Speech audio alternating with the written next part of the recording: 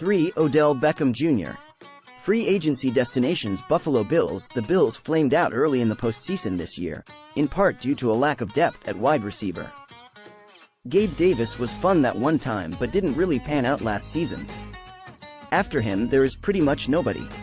Signing OBJ would be in line with the Von Miller move, paying high-end money to bring in a vet who can make an instant impact.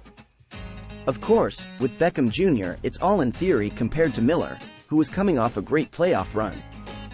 This would not solve Buffalo's wideout issues, but it would help alleviate them, and this year's WR class in free agency is so weak it's worth taking a swing on OBJ.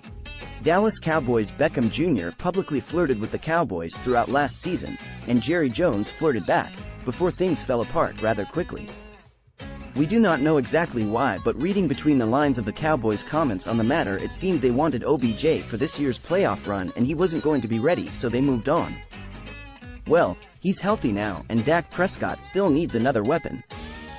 If Dallas is willing to meet what will probably be a high price point annually for Beckham Jr.'s services, then it's a natural match. Los Angeles Rams. Why not run it back? The Rams attempted to replicate Beckham Jr.'s presence in their offense with Allen Robinson, and that worked out so poorly that Los Angeles is trying to trade him 1 year later. Sean McVay's offense works a lot better when there are two legit receiving threats, and OBJ worked out pretty well in that regard during the Super Bowl run.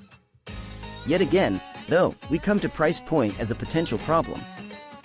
Beckham Jr. is not going to take a cheap deal to play for a contender. He already has his ring. But if the Rams feel that he's a good use of their cap space, then they should be the most interested party on the list because they know exactly what they are getting from OBJ.